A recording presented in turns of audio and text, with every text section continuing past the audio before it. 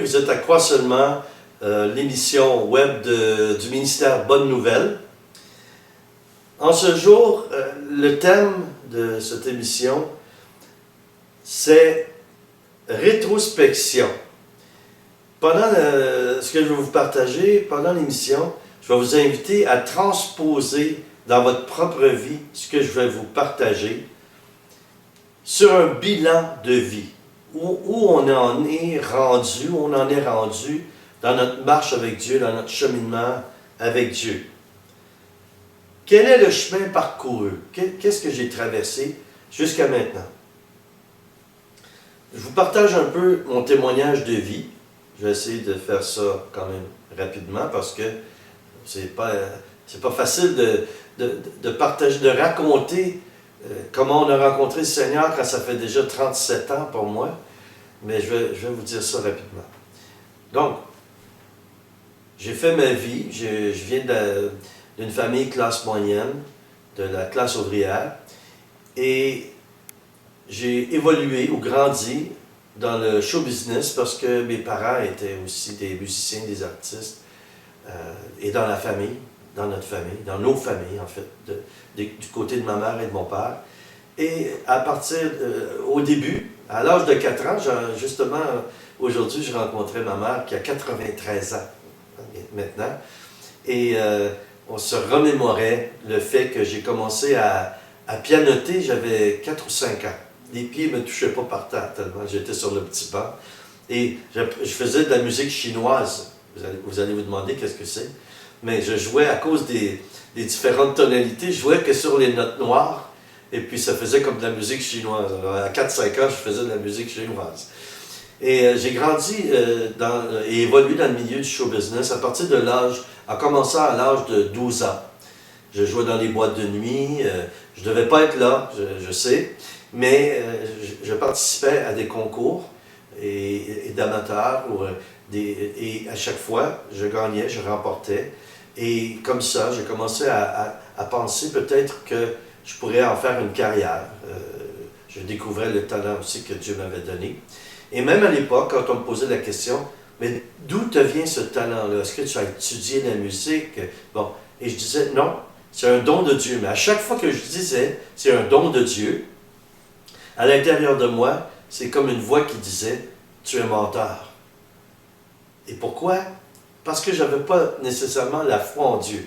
En fait, j'avais la foi, et j'avais la foi, mais c'était pas clair. Ma relation avec Dieu, c'était pas clair quand j'étais tout jeune.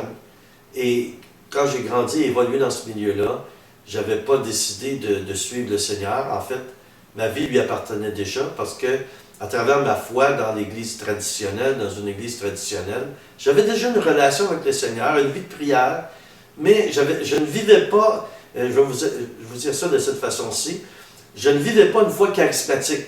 J'étais comme les apôtres avant la Pentecôte. Donc, je n'avais pas reçu le baptême du Saint-Esprit. J'ai évolué dans ce milieu-là et à cause du succès et à cause du talent que Dieu m'avait donné, ou m'a donné, j'ai progressé et puis j'ai gagné ma vie très bien à faire ce métier-là. Jusqu'à ce qu'un jour, je sois malade, j'ai fait une bronchopneumonie et j'ai dû cesser de faire ce métier-là. En fait, j'ai passé près de la mort. Pendant que j'étais au lit, j'étais malade, je me suis mis à réfléchir sur le fait j'ai du succès, j'ai de l'argent, j'ai plein de gens qui m'aiment. Mais je sentais un vide intérieur. Et je sentais qu'il me manquait quelque chose. Et vous savez, Saint Augustin a dit qu'on avait un espace, un trou, un espace dans notre cœur, et c'était Dieu qui l'avait voulu ainsi pour que lui prenne cette place-là. C'est une place pour lui, spécifiquement pour lui. Donc, je sentais ce vide-là. Et à travers la maladie, je me suis mis à réfléchir, et puis je me suis posé des questions existentielles, à savoir, et je trouvais ça un peu, je dirais, limité dans le sens bon, j'imagine la vie et on gagne notre vie. Qu'importe qui m'écoute en ce moment, le but de la vie, en fait, c'est de connaître Dieu et vivre pour lui. Et là, on peut trouver le plein épanouissement parce qu'il est la vie. Jésus est la vie, il l'a dit lui-même.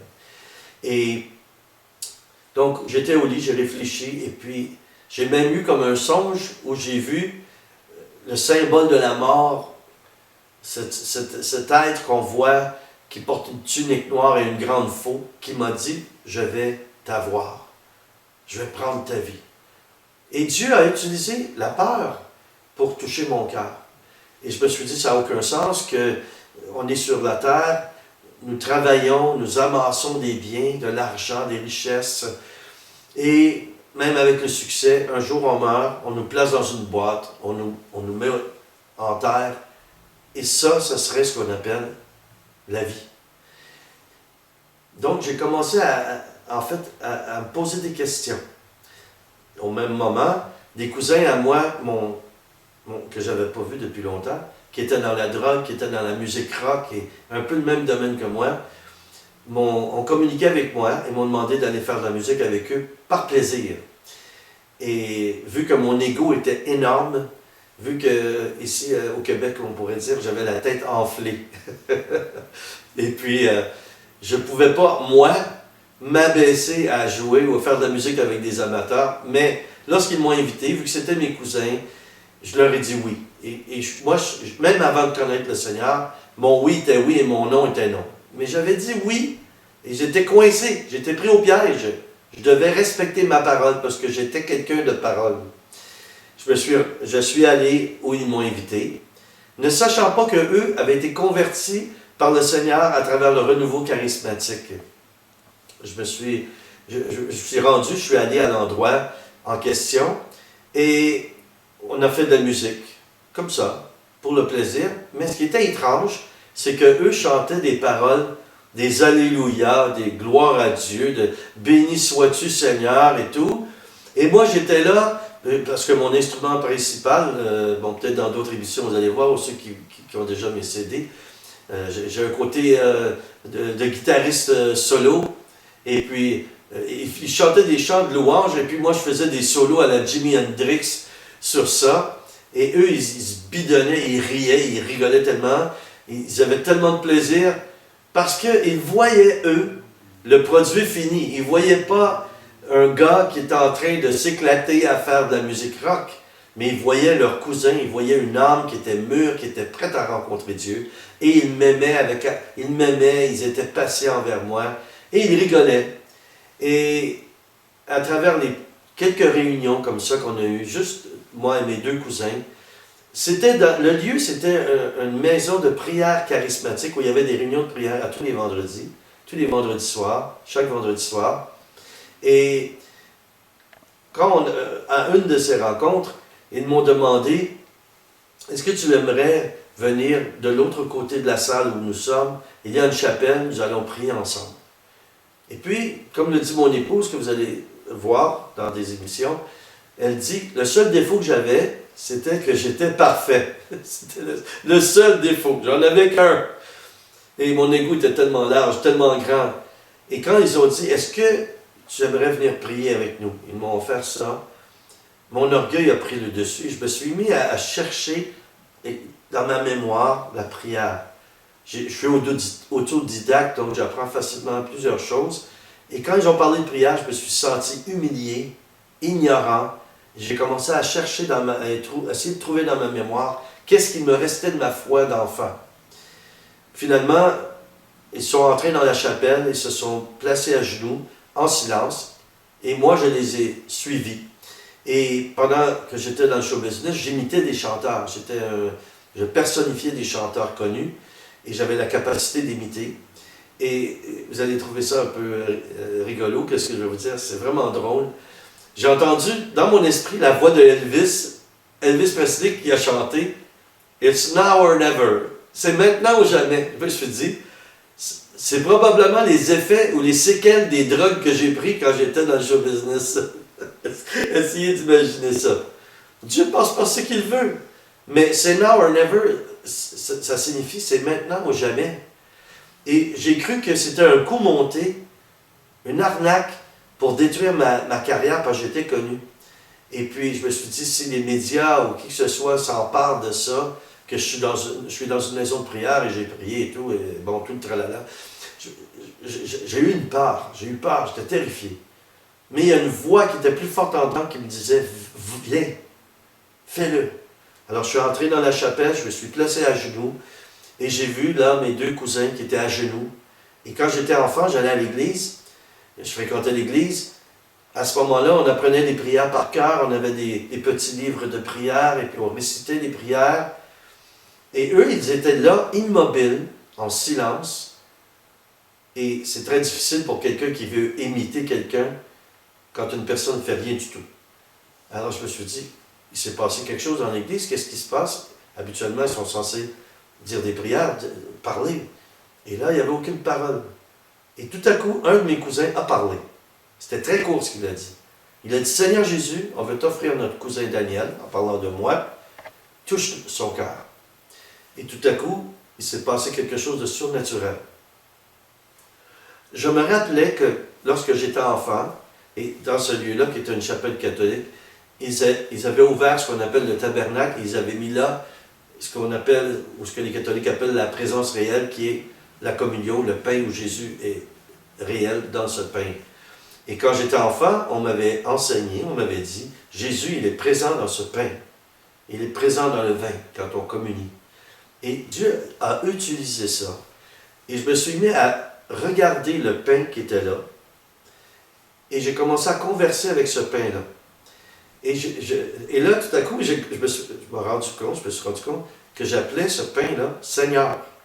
Et j'ai entendu sa voix en moi. Et j'ai vu des rayons. Et je croyais que c'était les luminaires qui produisaient cette lumière-là. Mais cette lumière-là, elle venait de ce pain. Et j'ai entendu la voix du Seigneur me dire, est-ce que tu veux que les choses changent? Et quand j'ai réfléchi à ça, je me suis regardé. Et ça, vous pouvez trouver ça dans la parole de Dieu. Il est arrivé la même chose, le même type d'événement dans Josué. Où à Josué, quand ça dit qu'il se tenait devant l'ange et qu'il était là et couvert de taches, où il était conscient de ses péchés. Et moi, je me suis visualisé avec un vêtement blanc, avec des taches noires, comme si on m'avait aspergé avec un encrier. Et j'ai demandé au Seigneur, en regardant le pain, Seigneur, qu'est-ce que c'est? Il m'a dit, ce sont tes péchés. Et je lui ai répondu, Seigneur, dans le show business, dans le monde, il n'y en a pas de péché, ça n'existe pas. Mais en même temps, il y a un phénomène qui m'est arrivé, comme une nausée, un haut le cœur. Et le Seigneur m'a dit, est-ce que tu veux aujourd'hui que je te lave de tous ces péchés, de toutes ces tâches, de tout ce que tu ressens de mal en toi, et tu deviendras, et tu seras comme un nouveau-né. Et on voit ça aussi dans la parole de Dieu, on voit ça aussi où il y a l'entretien avec ce prêtre, ce sacrificateur, Nicodème, avec Jésus dans Jean 3, où il lui dit qu'il doit naître de nouveau. Et c'est ce qui m'est arrivé. Et j'ai eu une autre vision aussi, de Jésus qui avait un tableau, comme un tableau à l'école, et ce qu'il avait écrit au tableau, c'est comme si mes péchés étaient écrits au tableau. Et il m'a dit, si tu veux, je vais te laver de tes péchés, et je vais retirer, je vais effacer tes péchés, et pas seulement comme lorsqu'on prend une brosse et on efface sur un tableau, sur une ardoise, mais comme si on la lave et qu'on ne peut plus rien distinguer de ce qui était écrit. Et j'ai dit oui au Seigneur, et le Saint-Esprit est venu, et il m'a touché, et j'ai remis ma vie à Jésus volontairement. Je lui ai dit, oui Seigneur, je veux te suivre. Merci Seigneur pour ce que tu as fait. Et s'il y a des gens qui écoutent en ce moment, ceux qui nous écoutent, faites confiance et faites un acte de foi. Si vous êtes loin de Dieu, vous avez entendu parler du Seigneur, ou vous avez peut-être même malheureusement vu des contre-témoignages, même parmi le peuple de Dieu parfois, il y a des gens qui disent des choses qui nous blessent et qui nous éloignent de Jésus au lieu de nous approcher de Jésus. Vous qui m'écoutez, vous qui êtes croyants, je vous en supplie au nom du Seigneur Jésus, Demandez au Seigneur de vous remplir de son Saint-Esprit, que vous soyez tellement remplis, que vous puissiez devenir amour. Que tout ce que vous faites, comme dit la parole de Dieu, que ce soit toujours pour la gloire du Père, que ce soit toujours avec l'amour, du véritable amour, prêt à même de dire quelque chose à quelqu'un qui pourrait déplaire, mais que son âme soit sauvée, ou que sa vie soit transformée, ou que sa vie soit changée. Et en parlant de vie transformée, et en parlant de la foi, et en parlant de conversion, on va prendre quelques minutes pour qu'on puisse visionner, que vous puissiez visionner des témoignages et des signes que Dieu a fait, des gens touchés, des gens guéris. Et ce qui a été capté, ce que vous allez visionner, ça a été pris, c'était capté pendant un séminaire sur les dons spirituels où j'ai enseigné et formé des gens. Et ce que vous allez voir à travers ce que vous allez visionner, ce que vous allez voir, ce n'est pas moi qui prie nécessairement. Moi, je suis là pour accompagner, encourager les gens qui ont prié. Et vous allez voir ce que Dieu fait quand on utilise notre foi et quand on veut vraiment que Dieu se manifeste. Il répond à nos prières. Et vous allez voir aussi, ce qui est intéressant, un petit jeune homme par qui Dieu a passé, par qui Dieu s'est manifesté. Et il adresse la parole aux Québécois, en tout cas. Et ça peut être bon pour tout le monde, de toutes les nations, écouter son message, mais il s'adresse spécifiquement aux Québécois. Et c'est rigolo, c'est savoureux, mais c'est plein d'amour et c'est plein d'onction. Alors soyez bénis en écoutant les témoignages qui suivent.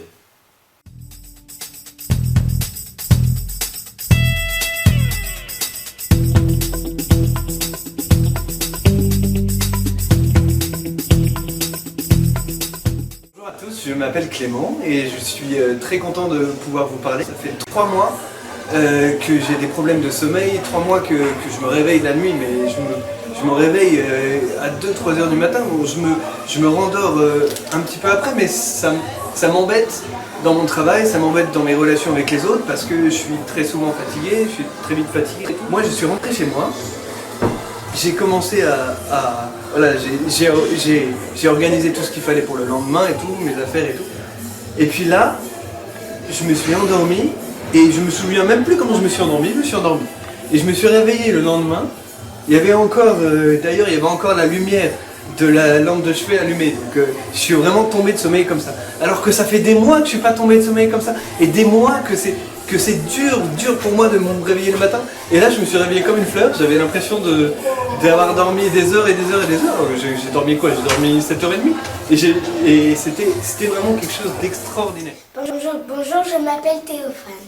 Nous sommes allés vous dire un autre témoignage que, franchement, pour la première fois, j'ai réussi à guérir quelqu'un de mes propres paroles, de mes propres mains. Et puis ce soir, j'ai vu quelque chose d'extraordinaire. Il y avait un garçon qui, quand il courait sur place, il avait mal partout. On a prié pour lui. Le pasteur Baudrillard a prié pour lui. Il a couru sur place. Vous savez ce qu'il a dit? Oh ben j'ai plus mal. Pasteur Baudrillard a dit recours une fois. Il a recouru sur place. Il a dit oh c'est cool, oh, cool. C'est plus rare. Fais-nous quelque chose que tu ne pouvais pas faire avant. Ou si tu as de la douleur. Oui. Tu avais de la douleur. Oui. Mais là maintenant? Maintenant c'est chaud partout. Il a chaud partout. Waouh. Et j'ai l'impression d'être évanoui et d'être revenu. Alors, ce que je faisais, c'est que je cours comme ça sur place. Et normalement, après, je vais avoir mal dans les bras. Mais là, comme j'ai été guéri, je ne vais plus avoir mal dans les bras. Ben, ok, fais-nous ça. Allez, cours un peu. Ok? Et? Oh là là, mais j'ai plus rien du tout. J'ai plus rien du tout. Fais-le encore, s'il te plaît.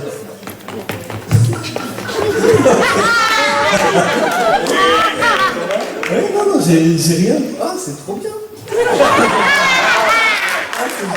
Alléluia! Merci Seigneur. Merci pour Clément. Oh, Dieu, Moi, j'ai prié pour quelqu'un et son mal de dos. Avant, il ne pouvait pas faire ça.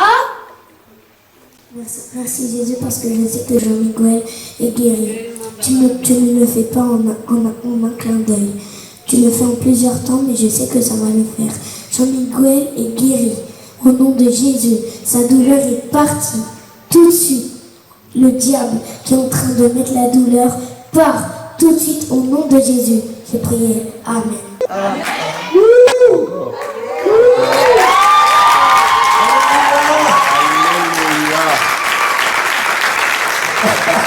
Il me semble que ton sourire, les couleurs, je te fais. Est-ce que tu peux me faire une belle petite accolade? Hein? Oui, bien sûr. Allez, allez.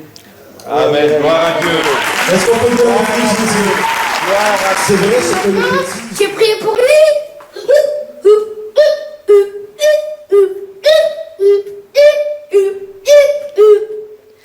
Alors, vous voyez comme Dieu est bon? Écoutez sa parole.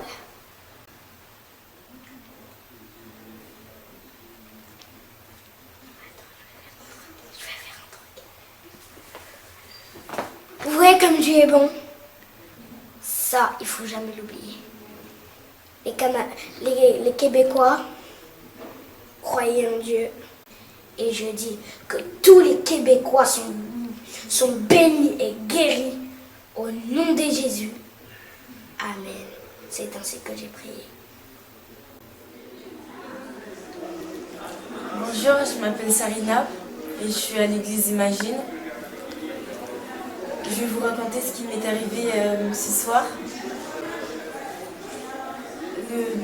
Le pasteur Daniel, il est venu à mon église et il prêchait. Il a fait des guérisons et moi je suis allée devant. Alors je me suis mise debout et il m'a demandé comment je m'appelais. Je lui ai dit que je m'appelais Sarina. Il m'a dit explique-moi ce qui t'arrive. Alors je lui ai dit j'ai des problèmes aux muscles. Quand je suis par terre, j'arrive pas à me lever. Alors il a demandé à quelqu'un de prier pour moi. Et il m'a dit vu que je peux pas me relever quand tu es assise, il m'a demandé de m'asseoir. Alors je me suis assise et une dame a prié pour moi. Et à la fin de sa prière, le pasteur m'a demandé de me lever. Et j'ai senti comme si c'était moi qui ne me levais pas. Je sais pas, quelqu'un qui me poussait à me lever, mais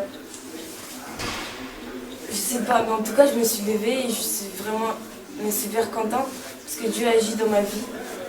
Assieds-toi dans la position où habituellement tu n'es pas capable de te lever. Prends la position qui est difficile pour toi. Ok? Je ressens toute la compassion de Dieu pour elle.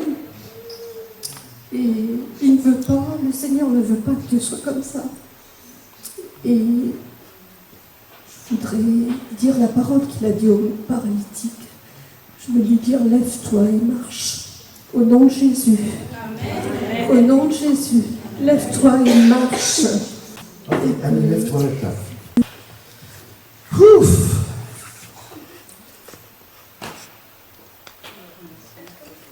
Alléluia!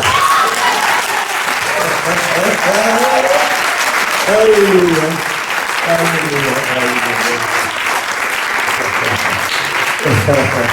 Alléluia!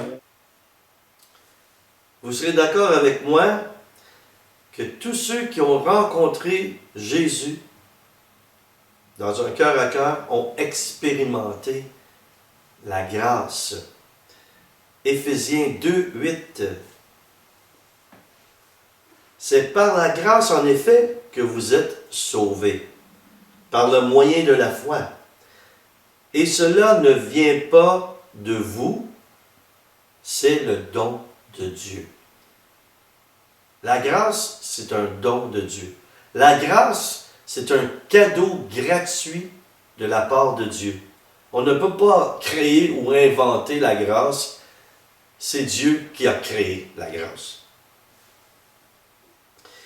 Dans la rétrospective, je vous invite vous-même, dans votre propre vie, à vous remémorer au fur et à mesure que je vais vous parler. Le Saint-Esprit peut parler à votre esprit, peut parler à votre cœur. Se remémorer qu'est-ce qui m'a amené au salut? Qu'est-ce qui m'a amené à Jésus? Est-ce que c'est mon besoin? Est-ce que c'est ma détresse? Le besoin d'être aimé pour qui je suis. Et ça, c'est légitime. Mais est-ce que ce sont ces choses qui m'ont amené à Jésus? En fait, ce qui nous amène à Jésus, c'est notre soif d'infini. On a été créé pour vivre éternellement. Moi, parfois, je dis, moi, depuis que je connais Jésus, je suis infini. Et je dis parfois à d'autres, toi, t'es fini. Sans Dieu, on est fini. Mais avec Dieu, on est infini. On peut vivre éternellement. Donc, qu'est-ce qui m'a amené? Qu'est-ce qui fait que je suis venu et j'ai remis ma vie au Seigneur? C'est que nous sommes créés par Dieu pour l'éternité et nous sentons intérieurement qu'il nous manque quelque chose. L'éternité, le divin. Nous sommes créés pour le divin. Absolument. Le naturel, oui. Mais nous sommes divins. Quand on est en Dieu, notre corps, ou notre, j'allais dire notre carrosserie, va se détériorer, va mourir.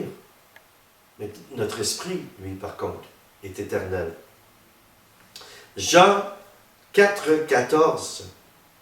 Mais celui qui boira de l'eau que je lui donnerai n'aura jamais soif, et l'eau que je lui donnerai deviendra en lui une source d'eau qui jaillira jusque dans l'éternité, jusque dans la vie éternelle.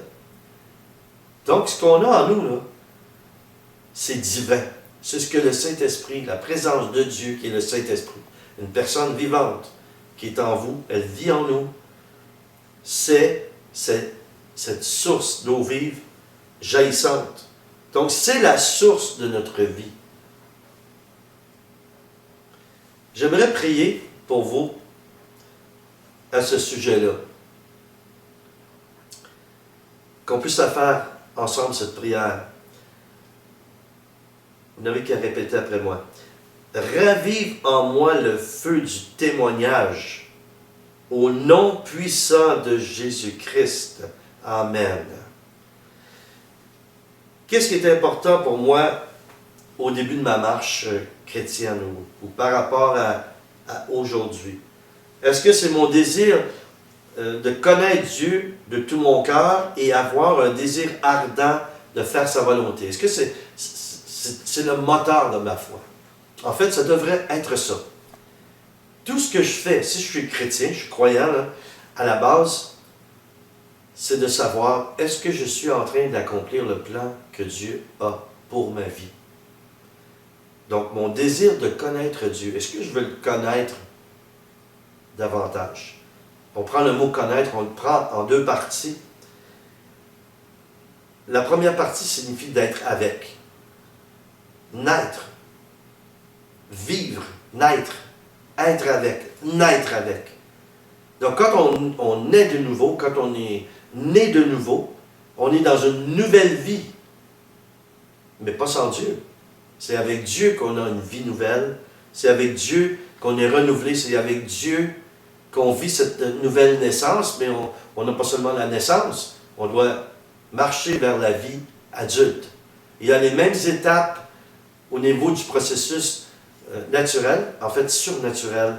Qu'on est un bébé, on est un petit enfant, on est un enfant, ensuite adolescent, ensuite adulte. C'est le processus de la vie chrétienne que Dieu a déjà établi dans l'humanité. Marc 3, 35 déclare « Quiconque fait la volonté de Dieu, celui-là est mon frère, ma sœur et ma mère. » Celui-là est mon frère, ma sœur et ma mère. Quiconque fait ma volonté. Comment on peut savoir si on fait la volonté de Dieu? Qu'est-ce qui nous dit qu'on fait la volonté de Dieu? Jésus a dit, on juge un arbre de ses fruits. Vous avez une communion avec lui, vous priez, vous lui demandez quelque chose, il vous exauce dans les moindres détails. Vous pouvez demander de toutes petites choses à Jésus et il est attentif aux moindres petits besoins, et je dirais même désirs. Mais tout ça, tous ces désirs, ces besoins doivent correspondre à son plan parfait dans votre vie.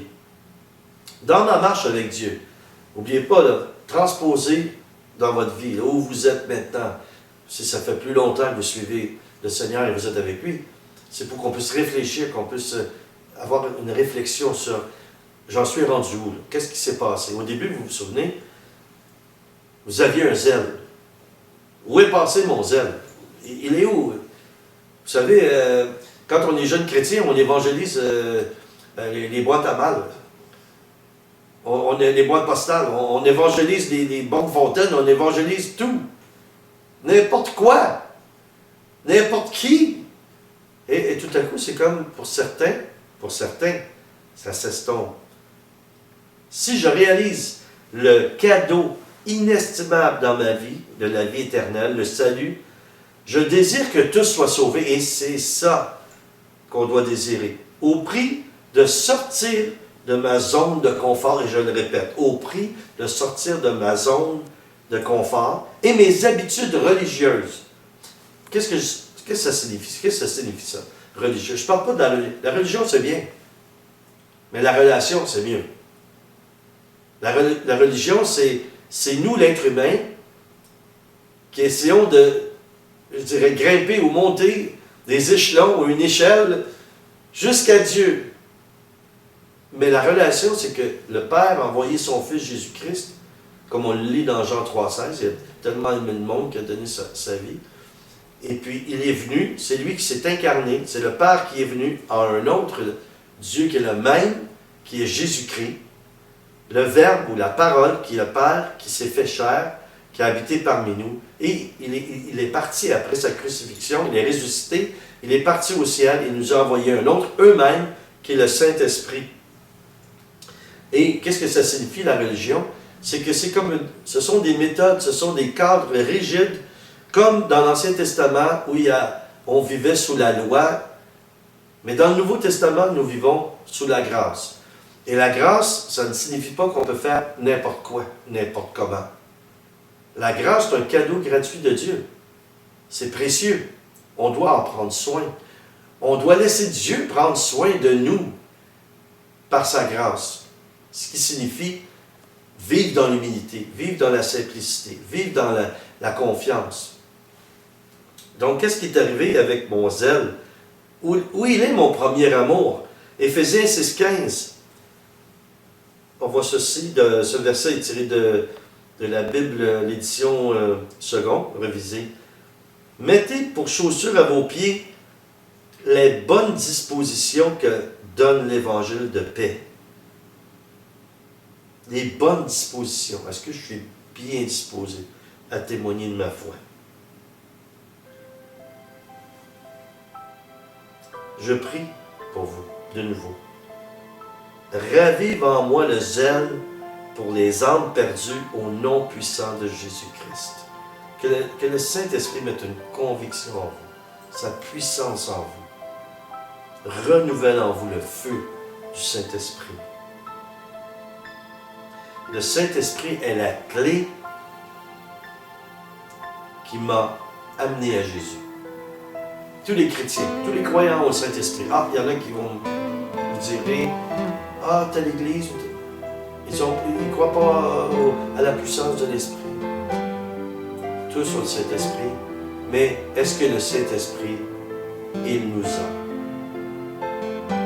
Je termine sur ces paroles. Que Dieu vous comble, que Dieu vous bénisse. Je prie pour vous, soyez remplis de la présence de Dieu, la présence du Saint-Esprit. À la prochaine.